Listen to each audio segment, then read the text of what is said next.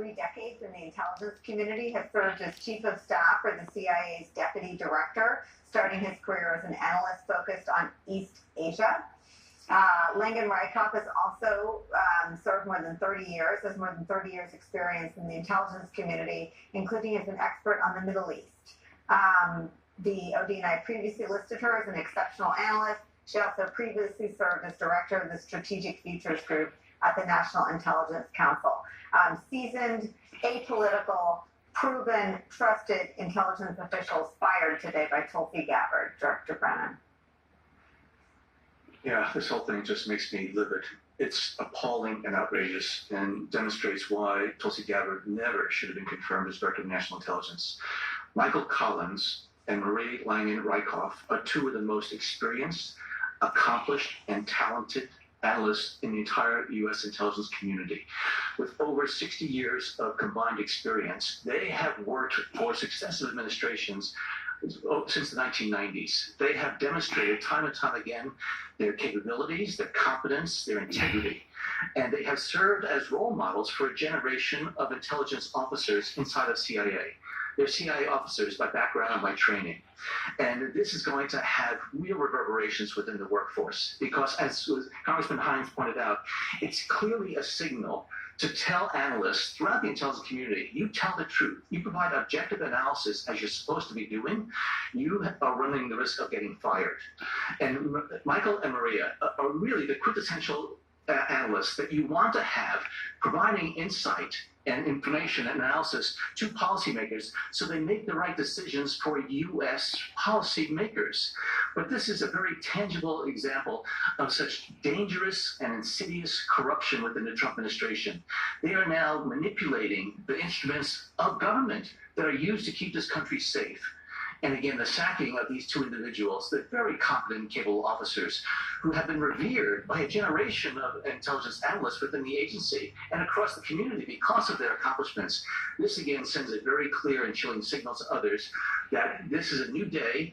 And if you're going to carry out your responsibilities professionally, with competence and with integrity, you are going to be in the crosshairs of this administration. Absolutely appalling. Director Brennan, I wonder if you can pull the curtain back a little bit for me on the conversations happening among former intelligence officials, because I know in the transition from my own reporting that there was grave concern about the folks that had been anywhere near any collection or analysis around Putin and Russia going back to the first Trump term and through the Biden years.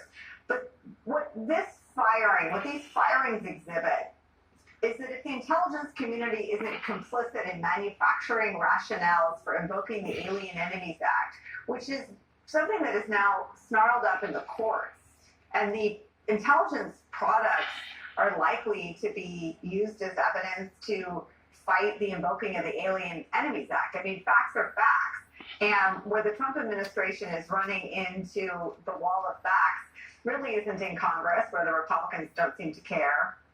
It isn't among their base, which so far hasn't rejected Donald Trump. And it isn't anywhere that we could see other than when they are in court. And I wonder what it portends that two senior intelligence officials have been fired because the intelligence product didn't support a false rationale for invoking the Alien Enemies Act. It portends real danger. Intelligence professionals, both those currently serving and those who served and are retired, were very concerned about the selections for individuals at the top of the intelligence community and across the government. But we had great confidence that the intelligence professionals would fulfill their responsibilities to make sure that they told truth to power.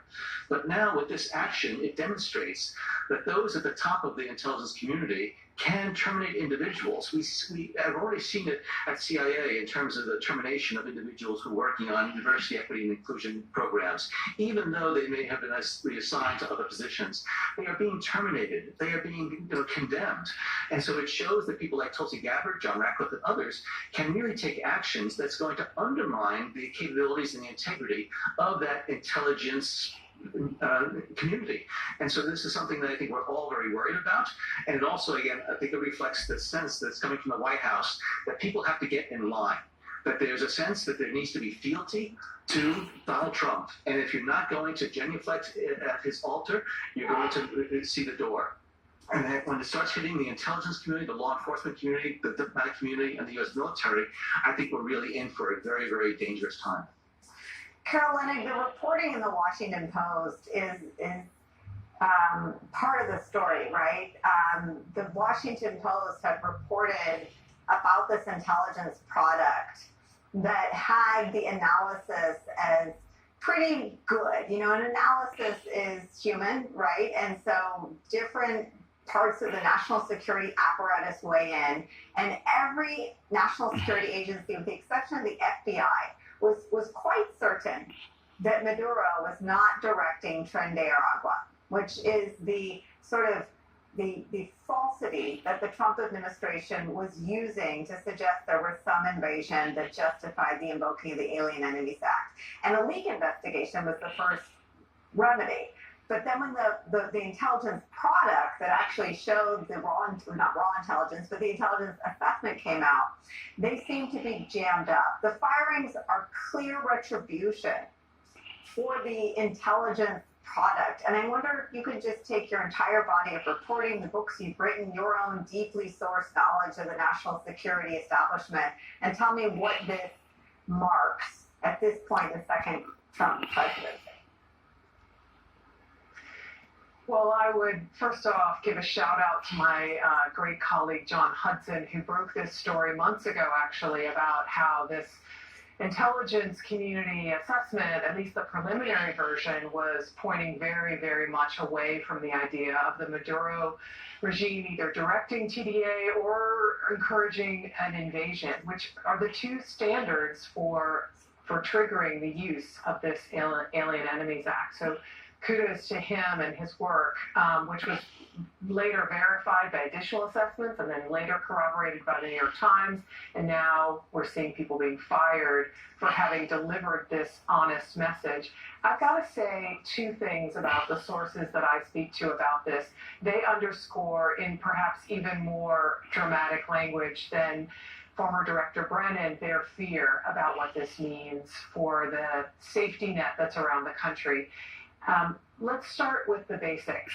Very few people in the legal community believed that the Trump administration came anywhere close to meeting the threshold for invoking the Alien Enemies Act as soon as it was announced on March 15th.